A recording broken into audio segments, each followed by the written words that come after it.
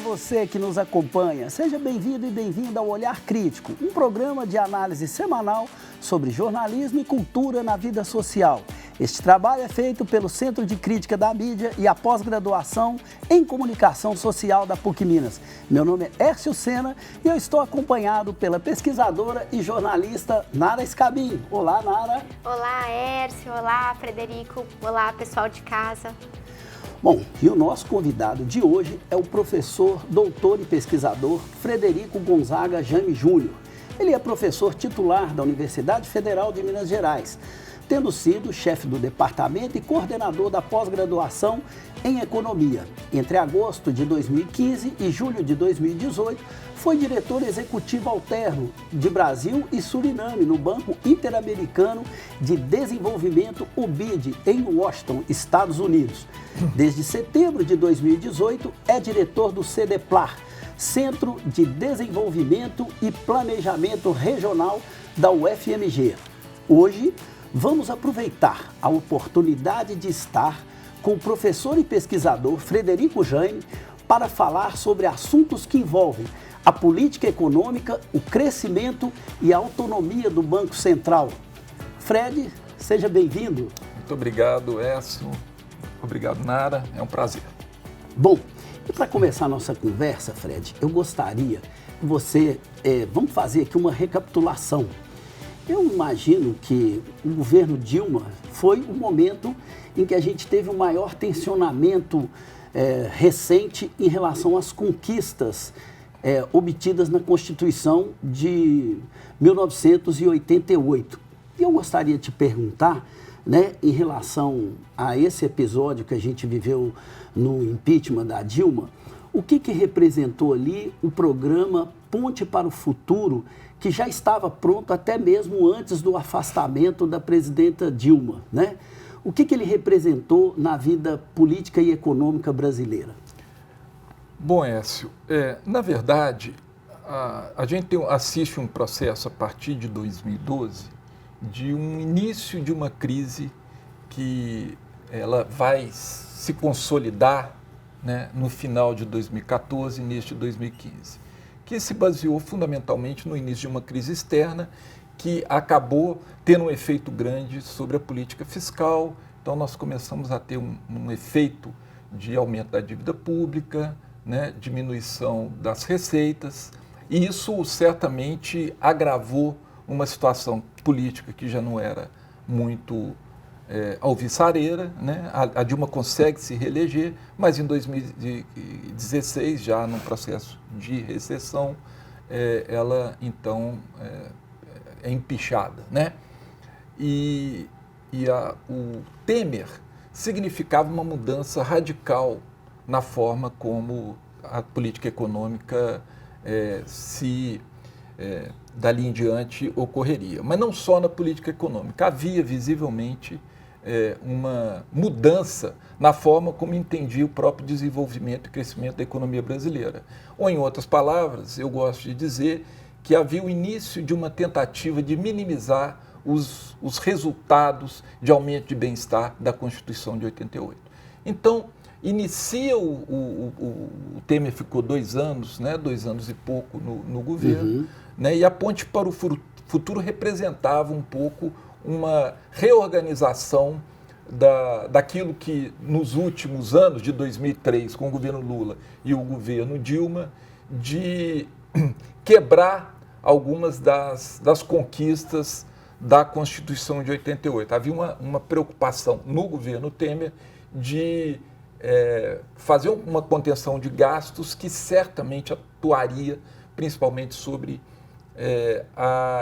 aqueles elementos que poderiam aumentar o bem-estar da população, um efeito sobre, apesar de ter pisos de educação e saúde, mas é visível uma contenção de gastos, a política do salário mínimo, né, que foi refeita de maneira a evitar aumentos reais, isso tem um efeito grande na distribuição da renda, né, uma contenção, então isso tem um efeito grande, né, uma atenção especial para o Bolsa Família também sem aumentos reais, né, uma política de achatamento dos salários dos funcionários públicos, e aí tem um efeito muito problemático, principalmente daqueles que atuam no setor educacional e no setor de saúde, como o INSS, né, que envolve a demanda da população. Quando você achata os salários, você diminui certamente o efeito positivo da demanda da população por uma série de recursos, não só achata salário. E até a qualidade do serviço. E a qualidade do serviço, fundamentalmente. Achata salário de um lado e não repõe aqueles que aposentaram. Então a gente inicia um processo que eu chamaria de muito problemático a partir do governo Temer, que é agravado no governo Bolsonaro. Uhum. Você tem ainda dentro disso, né, seria um dos argumentos muito comum que a gente ouviu, né, é a ideia de que, um argumento que foi bem trabalhado, é a ideia de que os gastos com a Constituição não cabiam no orçamento. Isso foi, inclusive, uma tentativa de retomar uma fala que o Sarney fez lá atrás, por ocasião da aprovação da Constituição. Você vê isso dessa forma também? Aquela Constituição com aqueles direitos, né, ela não cabia no orçamento brasileiro?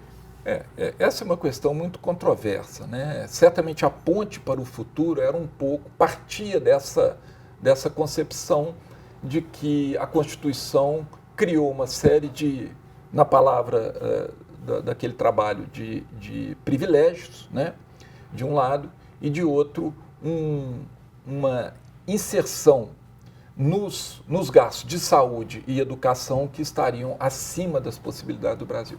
O problema aí, e a gente viu principalmente entre 2003 e 2012, é que se a economia estiver crescendo, esses efeitos são minimizados, né? De fato, do ponto de vista previdenciário, nós temos um gargalo aí, fundamentalmente pela mudança do perfil populacional de uma maneira muito rápida, né? A população envelhece, o volume a fecundidade diminui, ou seja, nascem menos pessoas, né? As famílias passam a ter menos filhos, e isso certamente vai gerar um impacto na Previdência, né?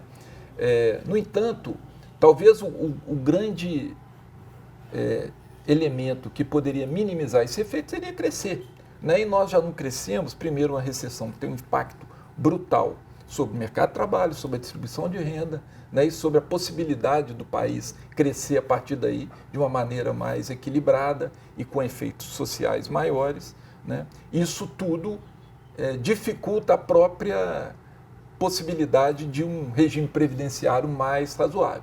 Então nós temos aí uma série de questões posterior à Constituição que coloca, como sempre se coloca, principalmente daqueles que sustentavam o governo Temer e depois o governo Bolsonaro, é que os gastos sociais no Brasil, ou a Constituição com seus gastos sociais, não cabiam no orçamento. O que me parece um pouco exagerado, um pouco complicado, né?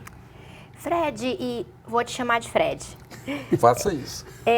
Quando você já falou um pouquinho sobre a recessão, né, que atingiu o Brasil, pela qual o Brasil passou, desde o final do primeiro mandato da presidenta Dilma até final de 2016. Eu queria retomar esse ponto, que você comentasse um pouquinho mais ao que se deve, ao que se deveu essa recessão tão profunda, né, em que o país esteve mergulhado, e também, a partir de 2016, por que o modelo de desenvolvimento, né, adotado no Brasil, ele pode ser considerado, a que se deve essa característica excludente desse modelo de desenvolvimento? Bom, entender a recessão de 2014 é aquilo que eu comentei inicialmente. Tem que entender um processo que se inicia em 2012 com um efeito externo sobre as contas no Brasil, porque o país cresceu muito baseado, né, nesse período de 2003 até 2013, muito relacionado à dinâmica do mercado internacional, principalmente nas commodities primárias. Isso é problemático, mas enfim,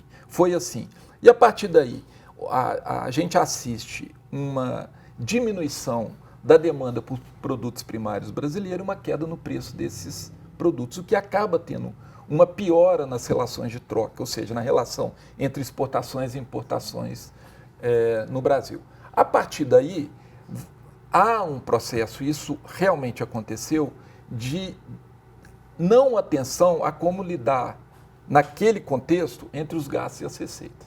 Quando a gente desacelera, as receitas caem e se não há minimamente um acerto no gasto público, isso gera um impacto muito grande sobre o déficit e, claro, sobre a dívida pública. Esse contexto todo, acrescido de uma crise política praticamente sem precedentes na democracia brasileira, né, talvez antes apenas a história do Collor, em 92, né, e isso acabou tendo um impacto muito grande, agravou a possibilidade de recessão. E, para piorar a situação, vocês se lembram que a Dilma ganhou a eleição em 2014 com um discurso de recuperar o crescimento, mas imediatamente convoca ou convida para ministro da Fazenda o Joaquim Levy, que tinha uma visão de economia de que só se resolveria a situação contendo muitos dos gastos. O que acontece? Isso agrava a recessão. E foi o que aconteceu em 2015 e 2016. Né?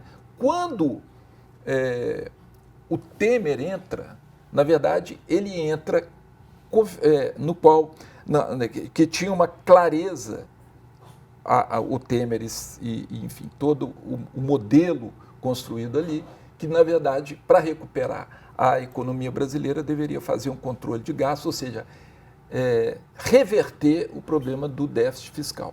Isso, num contexto de recessão muito forte, é exatamente o oposto que deveria ser feito, porque isso agrava ainda mais a recessão, que depende muito do gasto público para tentar se recuperar. Não sem razão, quando que a economia brasileira voltou aos mesmos níveis de pré-recessão, foi praticamente agora. Tudo bem, houve a pandemia, isso cria uma dificuldade muito maior. Mas, ineditamente, a recuperação pós-recessão foi muito pequena. A economia brasileira cresceu 1%, depois 1,5%, muito pouco. Então, basicamente isso, uma visão completamente diferente da economia. Detalhe, já era em 2015, quando o Joaquim Levy foi o ministro da Fazenda. Lembrem-se que ele cai no final do ano. Sim. E entra um economista mais atento com as questões de retomada do crescimento, mas durou muito pouco. Né? Já era tarde. Fred, e em que medida que o teto de gastos, né, representou uma tentativa de lidar com esse problema sob a ótica do governo Temer, né, ao desvincular, aí, inclusive possibilitando a desvinculação das receitas garantidas na Constituição para que aqueles direitos fossem realizados no Brasil, né? O que representou, de fato, o teto de gastos do governo Temer?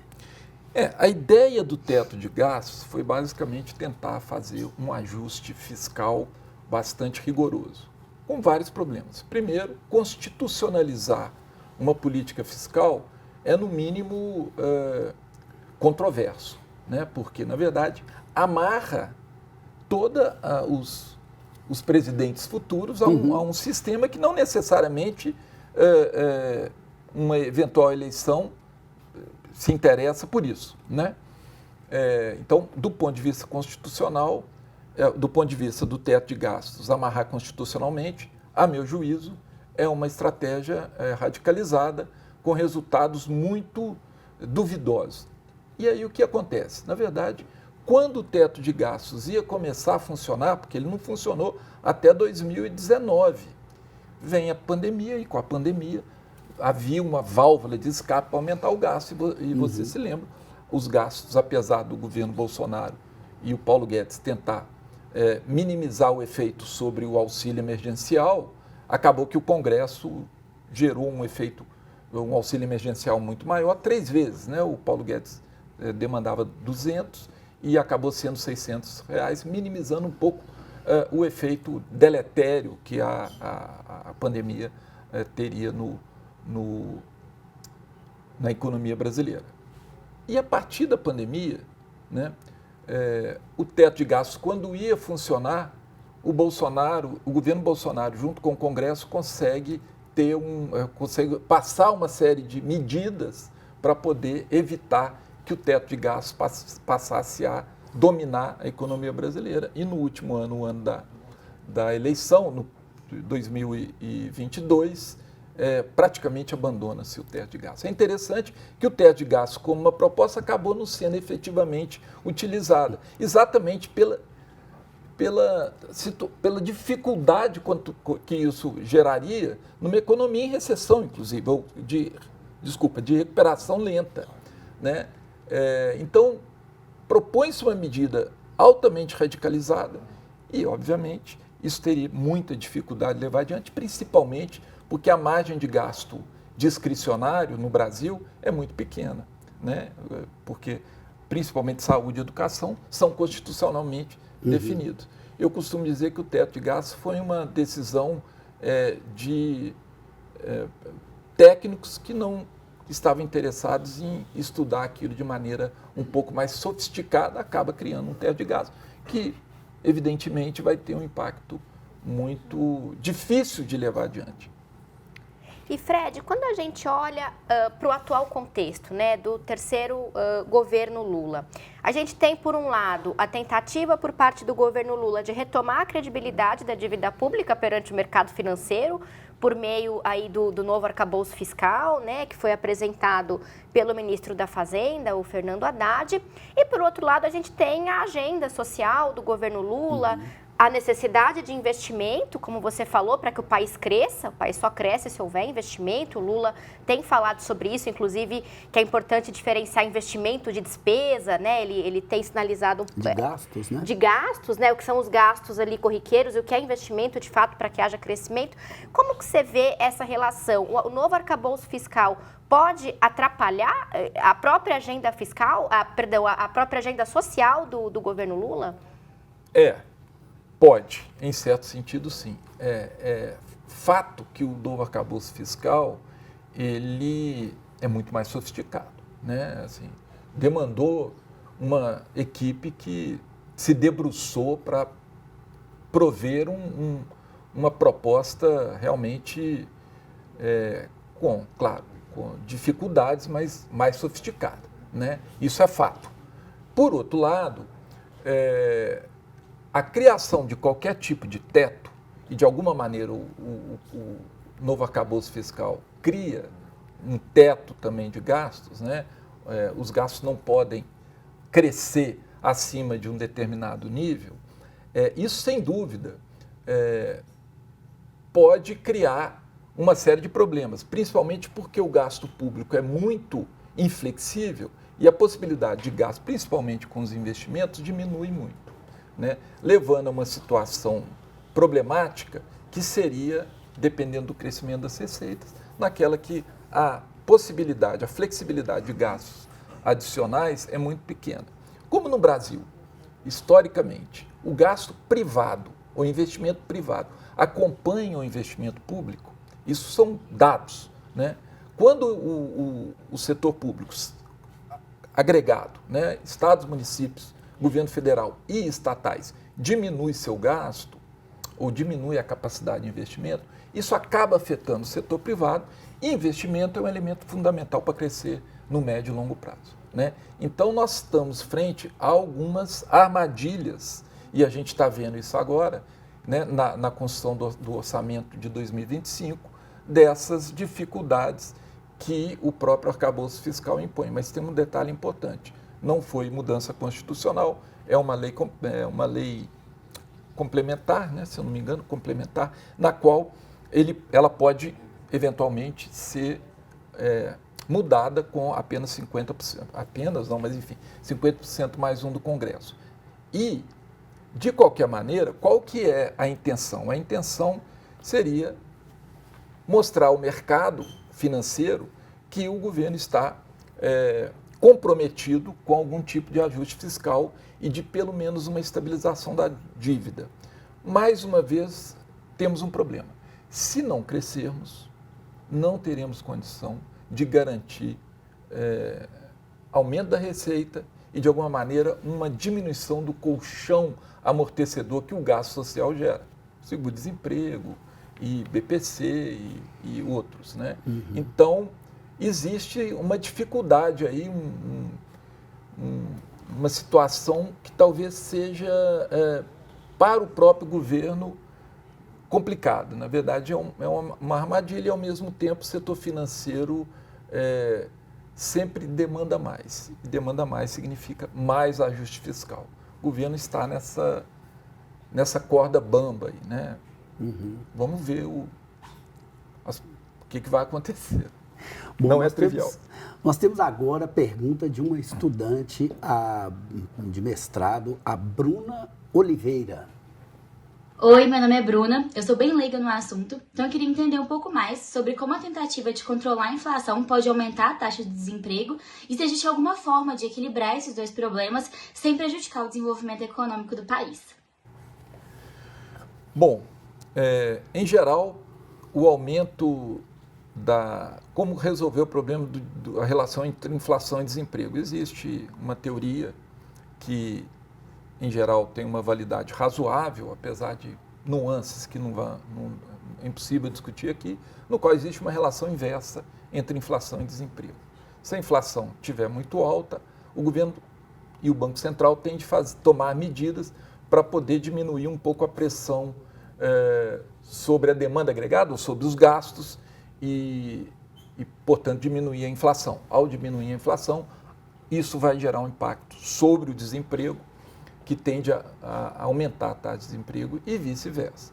Então, quando há pressão inflacionária, em geral, o Banco Central atua, aumentando a taxa de juros, diminuindo os investimentos, o que gera uma diminuição dos gastos e, consequentemente, um aumento do desemprego, com consequente diminuição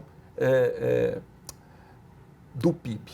Né? Então, em termos do desenvolvimento, certamente isso gera problema, porque a gente se desenvolve com aumento de investimento. Não temos muito outra alternativa. Né?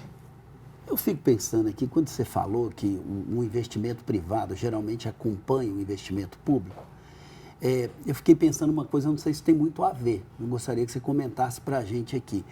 Por que então, se é fundamental o investimento público, por que a gente tem uma adesão na sociedade brasileira, pelo menos uma parcela significativa da população, às teses da privatização, como se elas fossem uma panaceia para todos os males? Retira o Estado, que a iniciativa privada vai fazer melhor. A que você atribui essa visão de uma parcela importante da sociedade brasileira?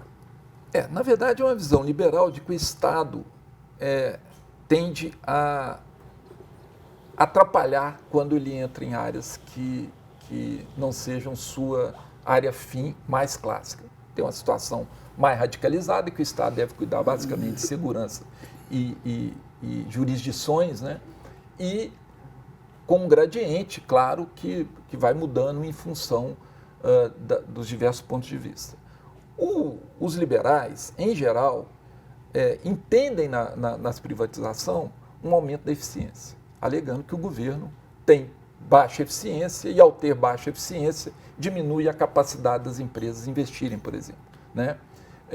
Então, tem uma hipótese, no caso das privatizações, é que o investimento público, ao contrário de ser o carro-chefe para o investimento privado, a ideia de que o investimento público ele atrapalha o investimento privado. É como se houvesse uma transferência de um para outro.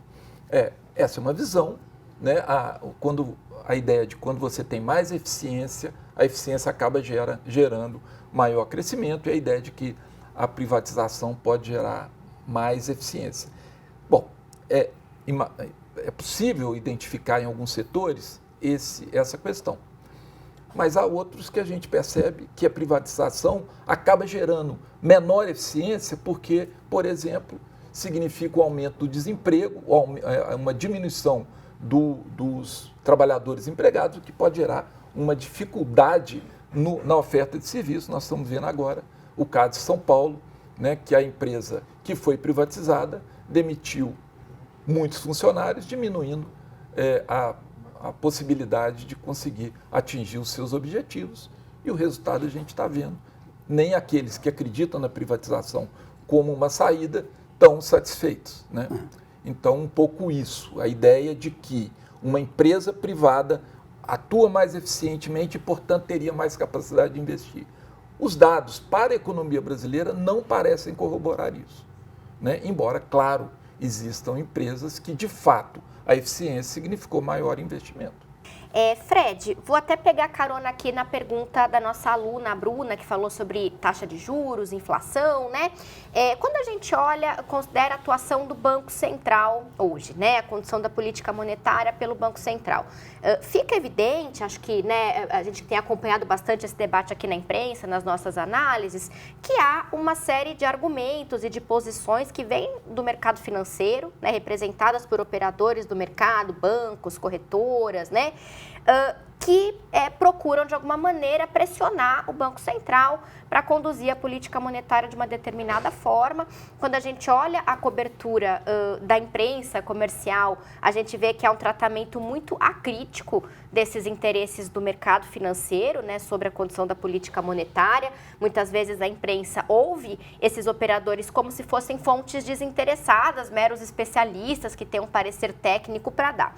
Bom, para que a gente possa fazer uma leitura mais crítica desse cenário, né, desse processo, quais que seriam os principais interesses e os principais argumentos, então, do mercado financeiro em relação à política monetária? A gente tem a questão da taxa de juros aí, né, a reivindicação de um aumento da taxa de juros, por exemplo, que tem se concretizado, e como que o mercado financeiro também procura canalizar, né? Quais que são os instrumentos por meio dos quais essas pressões chegam ali até o Banco Central, especificamente até o Copom, né, no caso da taxa de juros?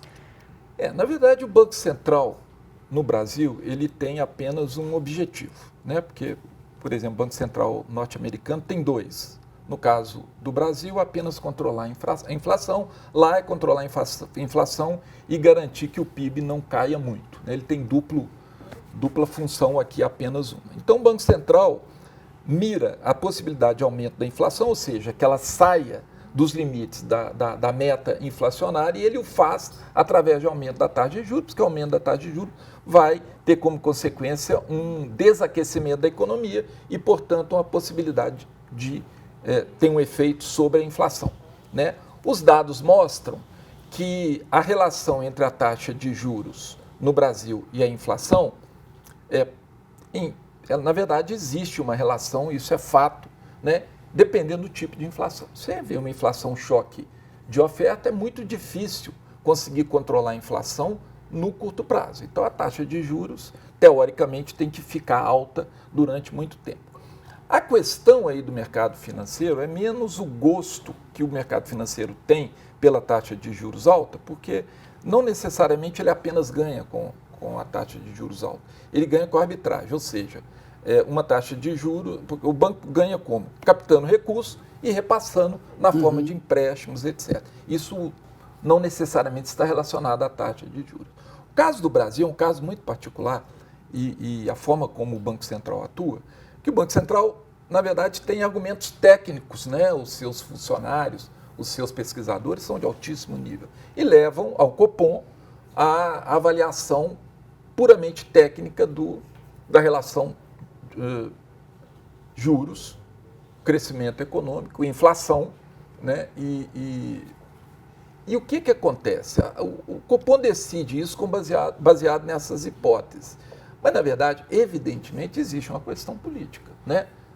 O atual presidente do Banco Central é um cidadão que veio do mercado financeiro, provavelmente vai voltar para o mercado financeiro, então ele entende as questões muito relacionadas a como o sistema financeiro e seus operadores entendem, né? E, ao mesmo tempo, ele tem, digamos assim, uma posição política, né?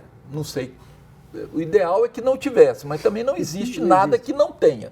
Então, tudo é uma questão que, evidentemente, está relacionada a elementos políticos. Mas, voltando à situação, a taxa de juros, então, ela serviria para desaquecer um pouco, por exemplo, o mercado de trabalho, que no Brasil atualmente nós estamos praticamente operando ao nível do pleno emprego. Então, esse desaquecimento pode ter um efeito positivo sobre a inflação.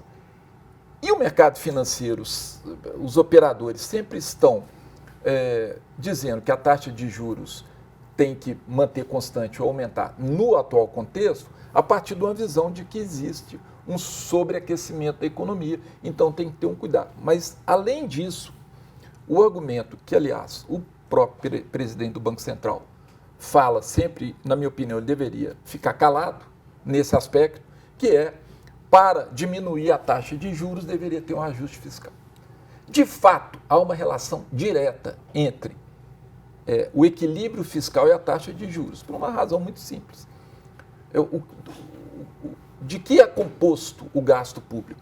Gasto primário, ou seja, gasto com a manutenção da máquina e investimento, e gasto de juros. Quanto maior a taxa de juros, maior o gasto público, menor a possibilidade de equilíbrio financeiro, né? E mais, existe uma relação direta entre a taxa real de juros, que no Brasil é muito alta, além a taxa nominal, né, mas menos a inflação, que é a taxa real, é uma das maiores do mundo, e o crescimento econômico. Quanto maior a taxa de juros real vis-à-vis do crescimento econômico, mais difícil é estabilizar o déficit, ou diminuir o déficit, ou manter um equilíbrio orçamentário. Então há uma dicotomia, na verdade, enquanto de um lado os operadores, vamos chamar operadores de mercado, dizem que tem que ter um controle do déficit primário, ou seja, receita menos gasto. Gasto primário é gasto com manutenção da máquina e investimento, né? Para poder diminuir a taxa de juros, o mais importante é pensar no déficit público como um todo, não só o déficit primário. O primário, mas o financeiro. E aí, a taxa de juros, sim, tem que ser diminuída, mas não como consequência do controle do déficit primário, mas, na verdade, como um processo concomitante ao controle do déficit primário.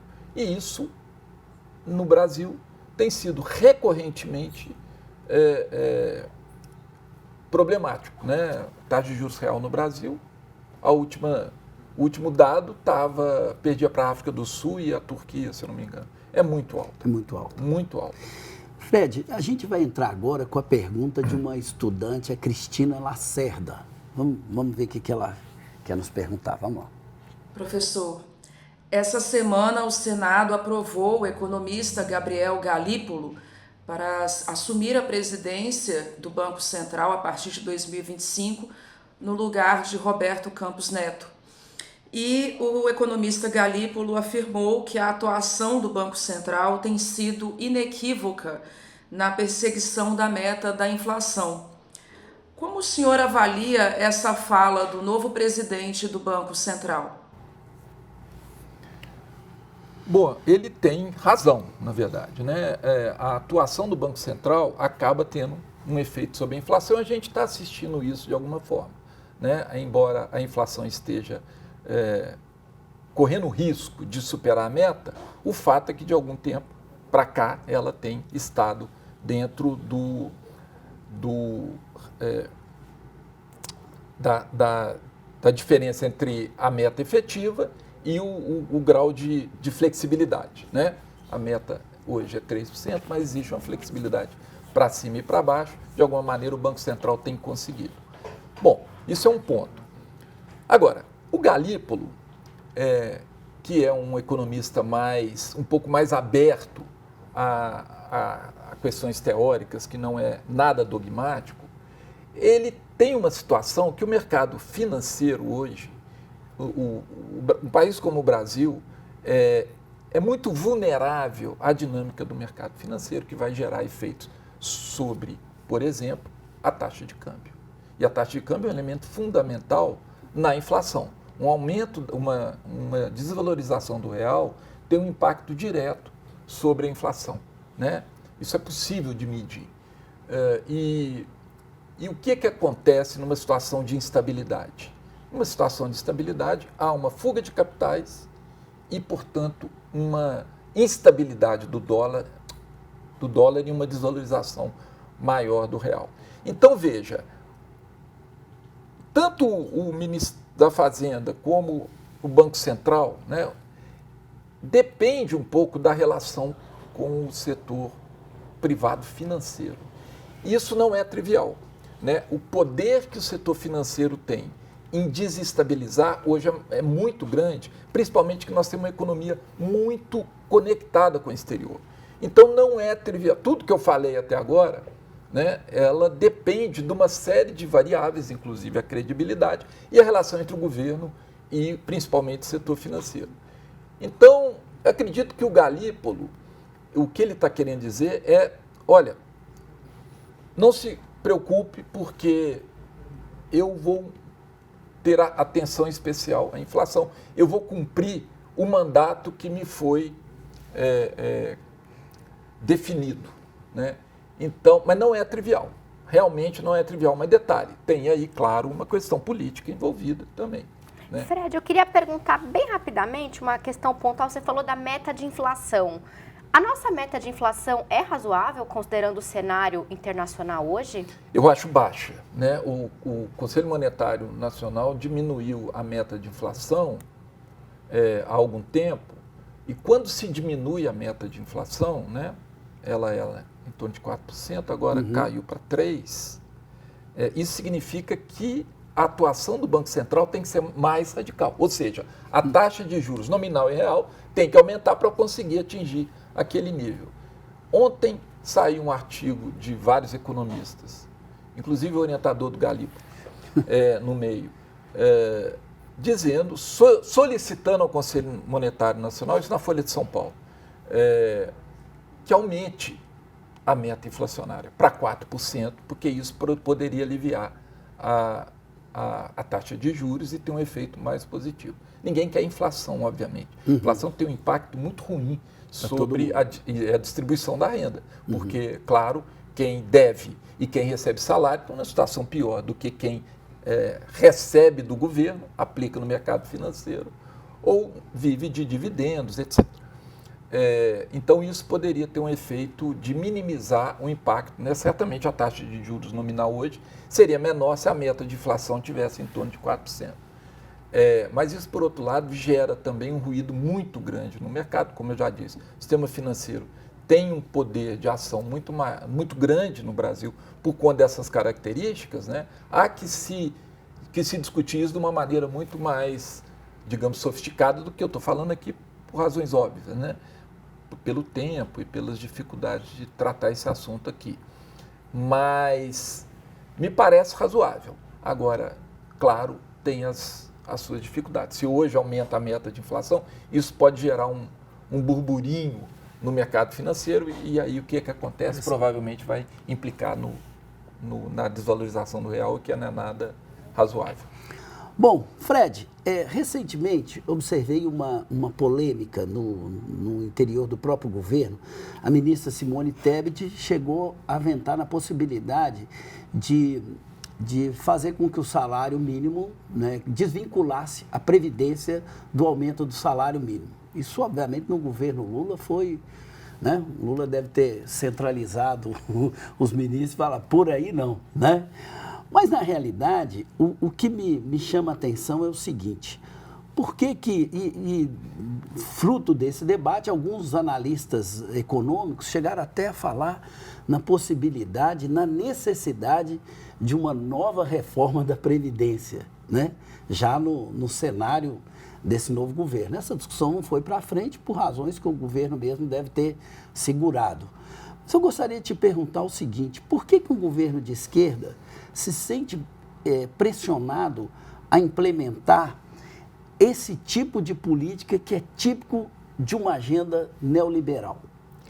Bom, em primeiro lugar, eu acho que o governo, como é uma combinação de vários setores, né, é uma frente, então eu acho que chamar um governo de esquerda não é bem um governo de esquerda, né? A própria Simone Tebet foi candidata com um discurso um pouco diferente. Então, naturalmente, nós temos dois elementos aí. De um lado, uma grande frente democrática e, de outro, um Congresso que é hostil em boa parte das discussões. Bom, mas retomando o ponto, né, o caso do salário mínimo e da Previdência é uma questão do lado do salário mínimo. A política do salário mínimo de aumento real é uma política que teve um impacto muito grande sobre a distribuição de renda. Não foi o Bolsa Família. O Bolsa Família tem um impacto muito grande sobre a pobreza. Mas sobre a distribuição de renda, os dados de 2003, quando foi implementado logo após 2003, até agora, né, é de que isso tem um impacto muito positivo sobre a distribuição de renda. Isso muda com a recessão em 2016, 2015, 2016 e com o período do governo Bolsonaro, que não houve aumento real. Os dados mostram que a distribuição de renda piorou. Então, recuperar isso tem um impacto grande sobre a distribuição de renda e uma distribuição de renda melhor, apesar de que muito limitada, evidentemente, tende a ter um impacto positivo sobre o crescimento. Há diversos autores que mostram isso. Bom, isso é um ponto. O outro ponto é o caso da Previdência, que é aí sim uma questão muito complicada. Os dados do IBGE, do censo, mostram que o processo de envelhecimento da população aumentou em relação ao esperado, né? As perspectivas, as estimativas para 2050 é de termos uma população idosa muito grande, maior do que uma população de 0 a 15 anos, por exemplo, né? E isso tem um impacto sobre o mercado de trabalho, porque o que acontece? O sistema previdenciário hoje é de repartição. Nós que trabalhamos e que recolhemos previdência social, sustentamos aqueles aposentados ou sujeitos a BPC, etc. Então, a ideia de desconectar o salário mínimo com a Previdência é um pouco no sentido de minimizar o efeito da Previdência, que na verdade é um efeito grande sobre o gasto público. Só que é uma situação muito complicada, porque isso vai ter um impacto gigante sobre a população idosa, principalmente que a maioria é pobre, né? BPC, por exemplo, né, o benefício de prestação continuada, e a gente assiste que situações de mudança desse tipo na Previdência, de um lado, a repartição, ou de outro lado, o que o Paulo Guedes queria, que era mudar o sistema todo, fazer um sistema parecido com o Chile, né, fez com o Pinochet, e aí a gente está vendo que não dá certo. Hoje os aposentados no Chile não recebem quase nada, né? Então, é um assunto complicado, não é trivial, porque de fato o envelhecimento da população gera questões para ser levado em conta, né? A reforma, uma eventual nova reforma da Previdência envolveria uma visão de que uma população mais velha eventualmente pode trabalhar mais tempo. Por outro lado, nós temos situações muito complicadas, né? Como que uma pessoa que começa a trabalhar com 15 anos vai aposentar com 65. O que significa isso em termos de trabalho? Se você é um trabalhador braçal, então a situação é muito mais complicada. Enfim, não é um tema trivial, é um tema que vai obrigar a ter uma conversa muito grande, mas de cara, desvincular a Previdência com o salário mínimo, isso no médio e longo prazo pode ter um efeito extremamente problemático. O crescimento econômico. E, por sua vez, afeta o crescimento econômico. Mas veja, é um assunto que obriga a ter sempre estudos. E eu não sou, no caso, eu acho que sim vai ter uma nova reforma da Previdência, que provavelmente vai piorar para quem já está no sistema. Fred, a partir dessa discussão, né, e de todas que a gente trouxe aqui no programa, acho que já um pouco para tentar amarrar aqui a nossa conversa, um tema que vai perpassando tudo isso é a questão da dívida pública, né? Acho que essa é uma questão incontornável nesse debate. Quando a gente olha a cobertura da imprensa comercial, há ali a construção até no certo sentido, de um pânico moral em torno da dívida e uma abordagem da dívida um tanto quanto simplista ali, né? Que não considera a dívida em relação, por exemplo, à questão do crescimento, né? Não considera a nossa situação de dívida pública em comparação à forma como países ricos, por exemplo, administram a sua dívida pública, né? São questões que poderiam ser trazidas aí para esse debate. E um argumento que aparece sempre nessa cobertura e entre debatedores liberais, a gente tem vários comentadores liberais na imprensa que dizem isso, é que, olha, se você na sua casa não pode gastar mais do que você ganha, o Estado também não pode fazer isso. Só que o Estado não é a nossa casa, o Estado não é uma família, o orçamento do Estado não é um orçamento doméstico. Queria que você falasse um pouquinho sobre isso. Eu costumo dizer que existe uma obsessão pela dívida pública, né? Se a gente analisar os países da OCDE, os países ricos, exceto o México, que está na OCDE, e o Chile, a dívida é muito maior do que o padrão brasileiro, por exemplo, né? Isso não tem um impacto muito grande, né? Porque essa dívida é facilmente financiável. No caso do Brasil, o processo de financiamento da dívida é um pouco mais complicado, porque se a dívida pública cresce muito, os demandantes dessa dívida podem demandar uma taxa de juros mais alta, o que dificulta um pouco a manipulação da dívida pública. Por outro lado, a dívida pública não é o volume da dívida, mas a relação dela com o PIB, né? Significa basicamente o seguinte: se o PIB estiver crescendo a uma taxa razoável, isso vai ter um impacto na dívida pública, e a gente viu isso de 2003 a 2012. A dívida total e a dívida primária caiu, e caiu muito, na verdade. A dívida primária, por exemplo, caiu bastante. E o que aconteceu nesse período? A economia brasileira cresceu e os gastos públicos também. Mas aí o gasto público cresce, as receitas, por sua vez, crescem e a dívida pública cai, né? O que acontece hoje é que, de fato, os gastos ainda estão em níveis razoáveis, embora tenha caído muito nesse ano de 2024, embora diz, mas os gastos estão muito altos, mas os gastos caíram, a dívida não. Com um crescimento muito pequeno, né, nós vamos ter, se a gente tiver 3% de crescimento no final desse ano, vai ser uma maravilha, mas 3% é muito pouco, né? Então, primeiro ponto, se a economia crescer, a dívida pública diminui.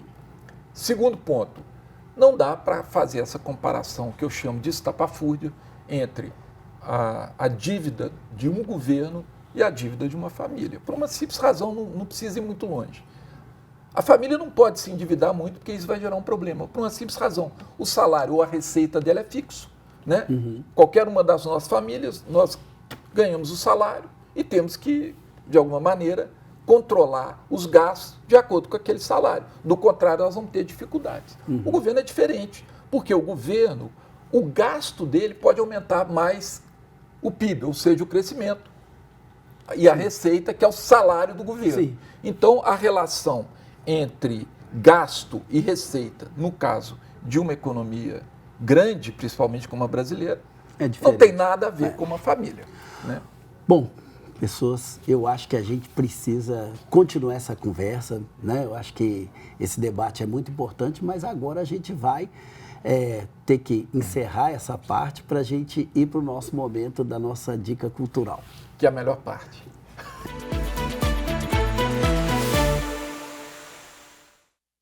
Aqui falando da minha dica de hoje, é um livro, né?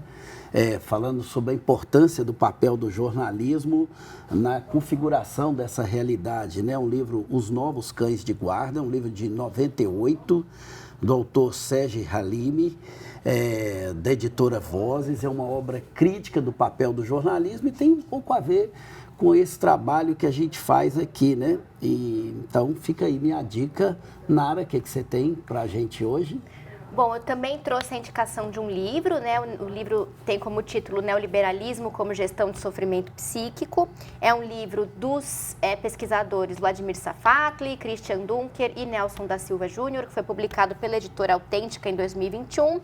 É uma obra que relaciona duas questões importantes no debate contemporâneo, né? A questão do neoliberalismo e a questão da saúde mental, né? E como o modo de produção neoliberal produz categorias, a coisa do mérito, da meritocracia, né? A exigência da produtividade, da efetividade, uma espécie de penalização também do sofrimento depressivo, né? Que são categorias que operam, por um lado, no sentido de extrair um a mais dos sujeitos, né? Dos indivíduos, e também acabam aumentando o sofrimento. Então, acho um livro importante para a gente pensar a relação entre o que é social e o nosso sofrimento psíquico individual. Bacana. Fred, o que você tem? Bom, a minha sugestão é um romance, que é O Último dos Copistas, do Marcílio França Castro, que é um escritor que tem sido muito bem aceito pela crítica, né? É o quarto livro dele, os outros 3 são livros de contos, esse livro que basicamente o Marcílio está tratando de um assunto que é a questão da perda de algumas profissões. Então ele começa com um ensaio analisando a história do Vergésio, que foi o último copista na Idade Média, quando os livros passam a ser editados vocês conhecem isso bem, pelo uso da imprensa, né? E, na verdade, a história de um revisor, né? E todas as agruras de um revisor que discute toda essa questão da revisão, tendo o foco também no último dos copistas, ou seja, no Vergésio. O Marcílio tem uma capacidade de escrever muito boa, é um autor mineiro e acho que vale a pena ser lido por todos nós. Eu já li 2 vezes. Está anotado. Bom, então quero agradecer, Nara, sua presença aqui hoje mais uma vez. Obrigado aí pela parceria, pela participação, como sempre. Eu que agradeço, Erson, um prazer sempre estar aqui com você. Agradeço também ao Fred por essa conversa tão importante que a gente teve. Fred, também, muito obrigado. Você sim nos deu uma brilhante contribuição hoje. Valeu demais, enfim. Foi bom demais ter você aqui. Eu é que agradeço o convite, estou sempre à disposição. Uma grande satisfação em estar aqui com você e a Nara. Bacana. E assim terminamos o nosso programa. E lembramos a você que ele também está disponível no YouTube e nas plataformas Spotify e Deezer. Nos acompanhe por lá também. Um abraço e até a próxima semana.